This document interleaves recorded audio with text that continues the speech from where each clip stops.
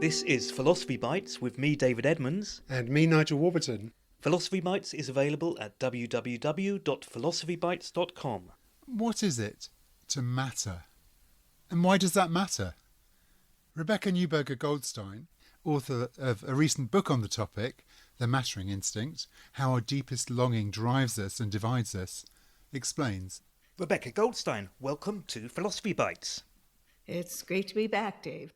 We're talking today about, well, I guess an odd word, not one hears very often in the English language, mattering. What is mattering? Yeah, it's a really interesting concept. The way I define it, the verb to matter, is to be deserving of attention. You know, we talk about what matters, we talk about who matters, we worry about whether we matter. And in all of those cases, we are talking about being deserving of attention. So it is what we philosophers like to call a slightly normative, partially normative concept. Deserving is a normative term. And we want to deserve to matter in the way in which dogs and cats and lions and snakes and spiders don't care about mattering. Yeah. And I particularly am interested in, when I say deserving of attention, the question is from whom? Is it from others? Well, actually, I think the really interesting aspect of this is that we want to prove ourselves deserving of our own attention. And that sounds slightly paradoxical because we've got it. There's nothing that each of us pays more attention to than ourselves. If we measure how much we think something matters by how much attention we pay to it, then it would seem that each of us thinks that we are the thing that matters the most in all of the universe. And short of lunacy, we know that's not true. But that's because we want to justify our lives to ourselves. Exactly. And this is where this notion of meaningfulness, a meaningful life, which had always baffled me. What can that possibly mean? I know what meaningfulness means in a proposition or a theory. But where it comes in, I think, is a secondary concept to mattering, which I can define very clearly. Deserving of attention, whose attention, our own attention.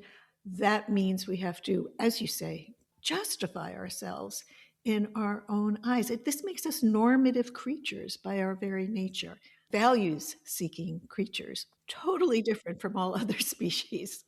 And so the capacity we have that other species don't have is, well, many capacities, I guess, but fundamentally the capacity for self-awareness. Self-awareness of such distance that we're able to gain from ourselves in self-reflection, a capacity that these very large brains of ours have evolved for totally different reasons. I think because we are gregarious creatures. But nevertheless, we can turn this on ourselves, this self-reflection, and interrogate ourselves. And one of the things that we interrogate ourselves about is all the attention that we devote to ourselves. I want to talk in a little bit about the various ways in which we might justify our existence, the various ways in which we might matter. Before we get there, I'm wondering whether this is a modern phenomenon, the need to matter. I mean, there are still hundreds of millions of people in the world who live in desperate poverty, live from day to day, but that's been the condition of most humans for most of human existence. And I'm wondering whether, for most of human existence, we didn't have the luxury to care about mattering. I love this question. And it's absolutely true. Certain preconditions have to be in place before we have the luxury, exactly the right word, the luxury, to consider these existential questions. I mean, this is the heart of the existential dilemma. I finally understand what those existentialists were going on about the absurd. I never quite got it before I started thinking in this way. But we can actually date the point in human history when in certain areas of the globe, these kinds of normative questions, existential questions, value-seeking questions came into consciousness. And it's what we call the axial age, the age that Karl Jaspers had named the axial age, when all of the religions still extant, as well as Western philosophy, came into existence. I should say why he named it the axial age. He says it's as if our attention had turned on an axis from the daily struggle to just survive, to have enough safety, security, caloric intake, to just live to see another dawn, to being able to ask, and what are we living for? So we can actually date basically from 800 to 200 BCE, with the 6th century BCE being the high point of the axial age, but all of the religions, as well as Greek tragedy and Greek philosophy, come into the one secular approach to these existential questions, come into being. And, and interestingly, all of us, no matter where we are on the normative framework, can trace ourselves back to that time. Let's get into the weeds of this a bit. Is there a taxonomy of ways in which we try to matter? So, as far as what I call these mattering projects, where we channel our, what I call the mattering instinct into these mattering projects, there are so many. I'm obsessed with talking to people about this subject and gathering the diversity of ways in which people try to feed this need to justify themselves in their own lives and live with what they call a meaningful life, this great existential internal need we have. But what I found, it's taken me a while just by reading tons of biographies and talking to people constantly about this.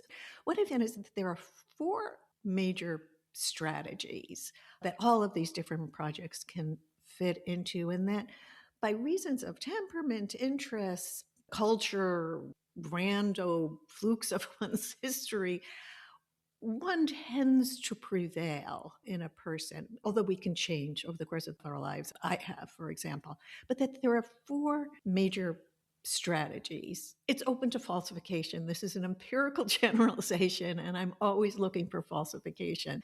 Okay, so there were 4. Let's go for them one by one. Give me the first. Well, what I have found, I'll start with the people I call socializers, because I've found that most people seem to fall into this category. And these are people who understand this existential need. Am I deserving of my own attention? They understand it in terms of others. The way they convince themselves that they matter is that they matter to others.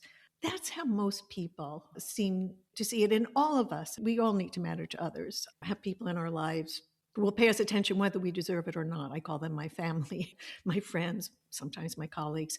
But for a socializer, well, there are 2 types. For some socializers, it's those people who are already in their lives, to whom they want to matter, need to matter to satisfy their sense of mattering.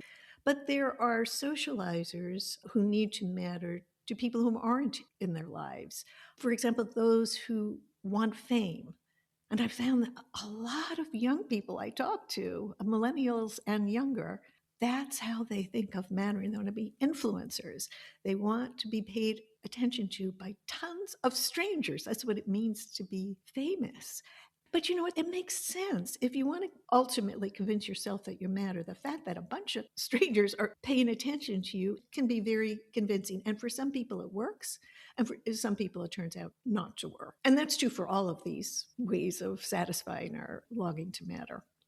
So the first category of socializers, that feels very familiar to me. I know lots of people who, once they become parents, say, now I know what the meaning of life is. I've got kids. I need to bring up and nourish my children. The second one is slightly weird, isn't it? Because that has got to be a modern phenomenon, because the idea of fame amongst strangers, that certainly didn't exist as a phenomena 10,000 years ago. Well, interestingly enough, there was something like that in the ancient Greeks. Their gods were useless when it came to convincing people that they mattered, right? You didn't want the gods to pay too much attention to you, because if you were a woman or even a man, you'd get raped or they'd vanquish you in some kind of competition. So for the ancient Greeks, this notion of kleos, which is kind of glory or fame for your life to live on, for you to be worthy of an epic to be sung by the poets, is there, which is really, really interesting. But nowadays, it's so much easier to be famous. If you're cute little girl lip syncing on YouTube, you can have tens of thousands of followers in 15 minutes. So it's much, much easier to be famous now. You don't have to be Achilles. You don't have to be Helen of Troy. I should also mention in the social categories, cults also, because that's a very interesting phenomenon. I don't know about in the UK, but boy, in the US, we've got a lot of cults, political cults, religious cults. But to be somehow feel that you're being paid attention to by a cult leader who matters more than anybody, so there's a kind of trickle down mattering that you gather. I had a very good friend who was lost to a cult.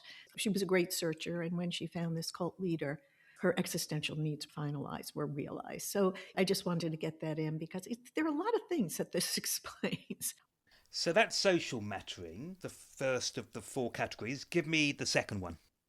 Okay, let's go to another where it's also mattering to another, but not a mortal.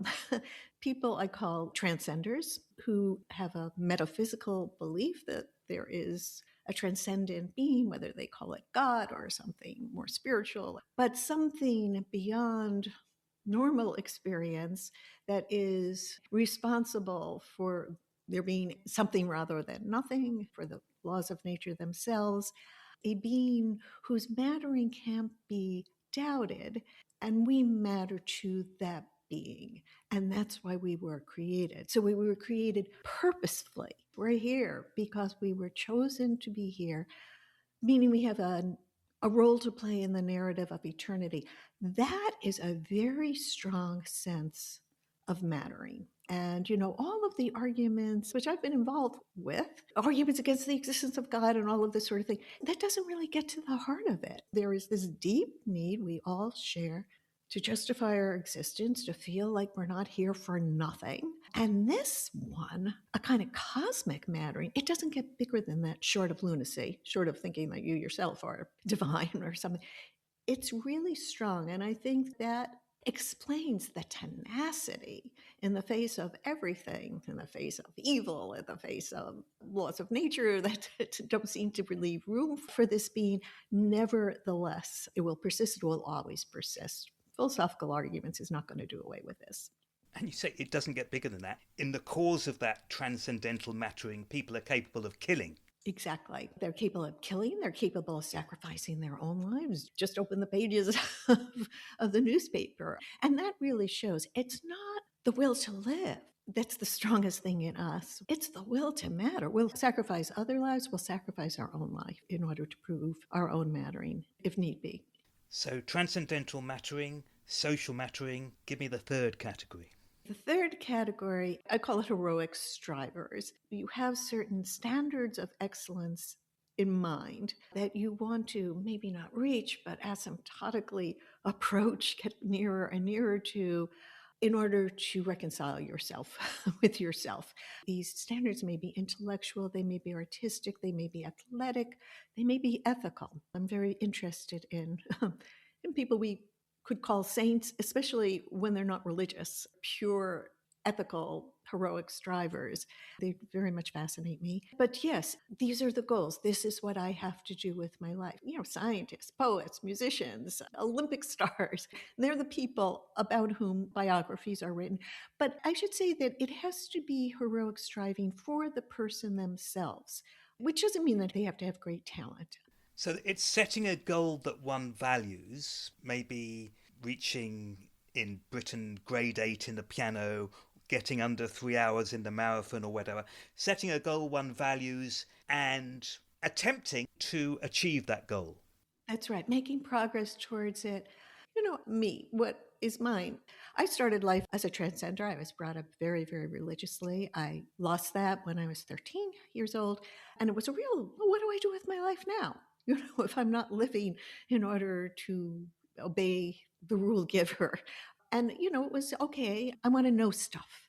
I want to know as much as I can possibly know, maybe even add a little bit to it. That's been my mattering project. That keeps me going. I became a philosopher, right?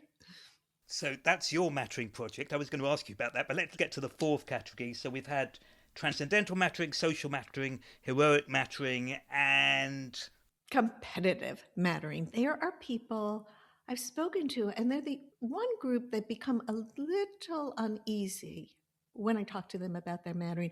They understand mattering in zero-sum terms. I mean, a lot of us have a streak of competitiveness in us, right?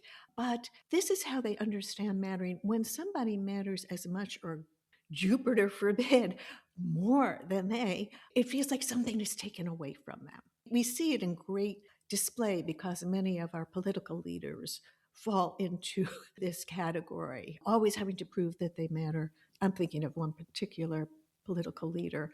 I can guess who. Guess who, right? Always everything. I matter more than this, than that. I know more than the generals. I know more than the scientists. There's a wonderful display of what a competitive matter. Here too, however, I divided it up into individual competitors and group competitors, people who feel that they belong to a group that matters more than others. And if those others to whom they are committed to mattering more than start gaining, trying to put that to rights can become their mattering project. Racist, sexist, classist, nationalist, jingoists, and sometimes more professionally defined. We philosophers matter more than anybody, or we physicists, matter more than anybody, or we vegans matter more than anybody. And this gets transformed into the very mattering project. So that's an interesting phenomenon. You mentioned right at the beginning that mattering has a normative component. So presumably it's open to me to say, well, you say that matters, but that's a ridiculous thing to care about. Yeah. And I have many examples of people I've spoken to where I think, really? This is what you want to do with your life? An example, I was waiting for a friend who was habitually late in a lobby of a Manhattan hotel. Guy comes up to me, pestering me, and, can he buy me a drink, blah, blah, blah. So I started to talk to him. This was about 25 years ago, I should say, about mattering. Why does he approach strange women and pester them? I didn't put it in those terms. I tried to be a little more diplomatic. He was, this is the first time I heard the phrase, a pickup artist.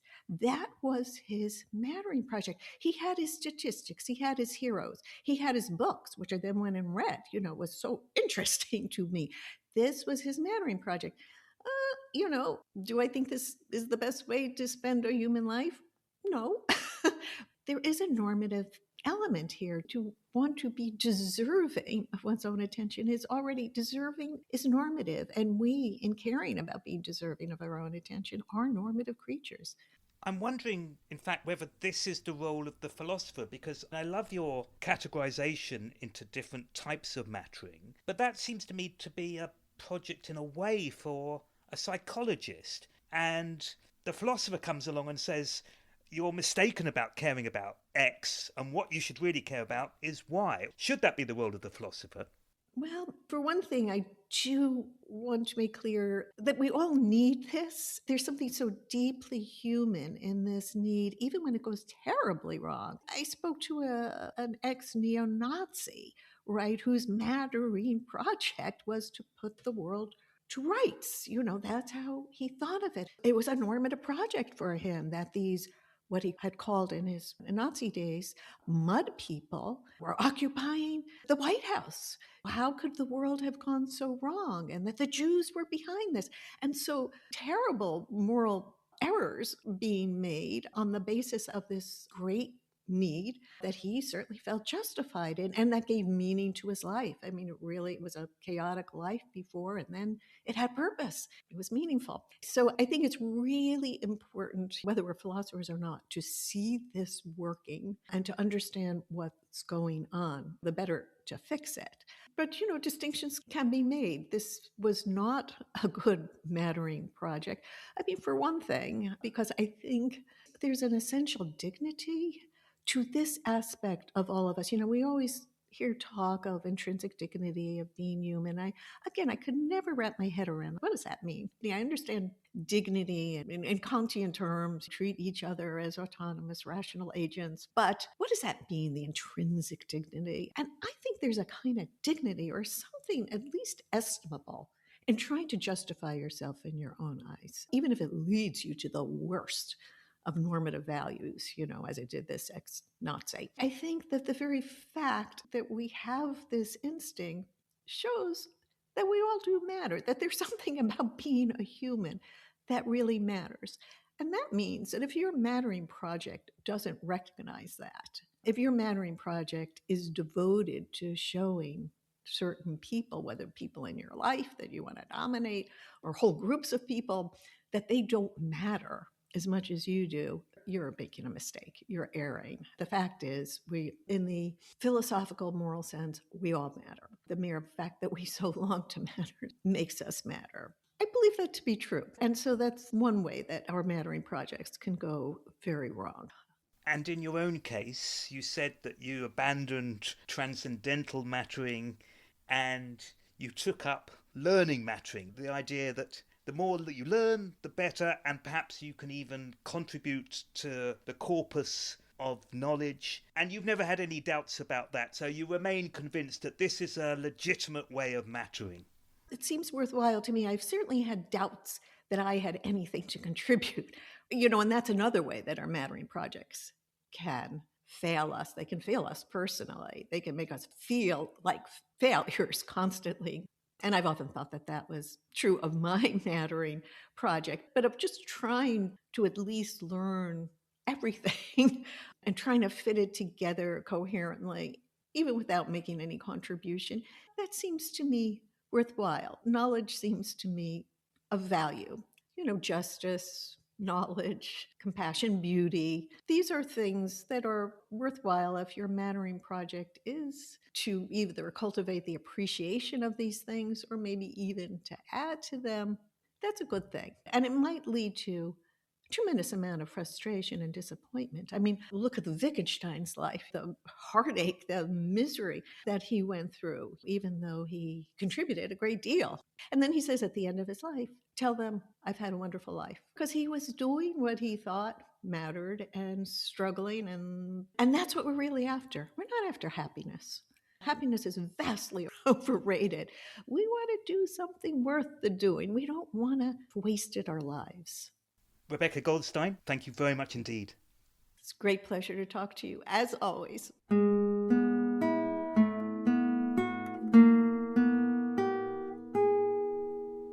For more Philosophy Bites, go to www.philosophybites.com. You can also find details there of Philosophy Bites books and how to support us.